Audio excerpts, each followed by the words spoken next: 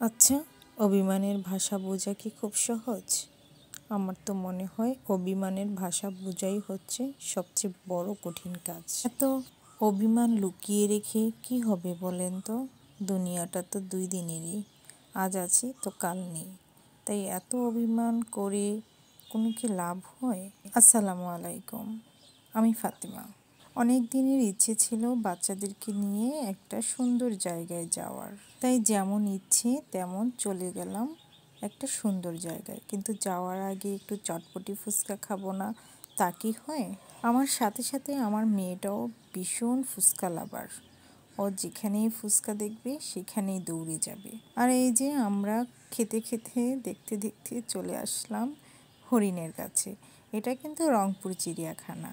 তবে ঢাকার চিড়িয়াখানা থেকে কোনো অংশে কম নয় রংপুর চিড়িয়াখানা।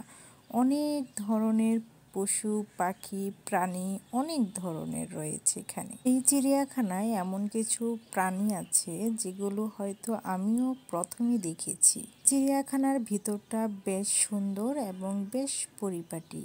প্রতিদিনই অনেক রকমের মানুষ এই চিড়িয়াখানায় আসে। আর এই যে ময়ূরটা দেখছেন, এটা অনেক মানুষকে দেখে তার ময়ূরের পাখাগুলো মেলে তুলে ধরেছে।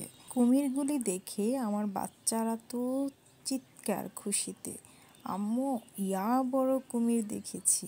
তবে ভীষণ ভালো লেগেছে আমার। বাচ্চাদের জন্য এই রংপুর চিড়িয়াখানাটা খুবই সুন্দর, খুব খুব বেশি সুন্দর একটা জায়গা। তবে বড়দের জন্য যে কম সুন্দর জায়গা বিষয়টা তা নয়।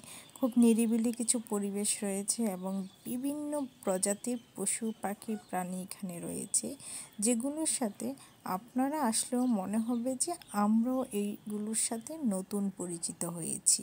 তবে ঢাকা চিড়িয়াখানা থেকে এটা কিছুটা ছোট হলেও বেশ সুন্দর এবং পরিপাটি গুছানো একটা চিড়িয়াখানা। আর এই যে জলহস্তী দুটো, এই জলহস্তী দুটো চিড়িয়াখানার ঢুকতেই জলহস্তিগুলো দেখা মিলে।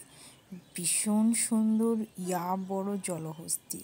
জলহস্তি তো জলহস্তি, অনেক বড় এবং সারাক্ষণ এই পানির মধ্যেই দেখলাম জলহস্তিগুলো ডুবাডুবি খেলতে।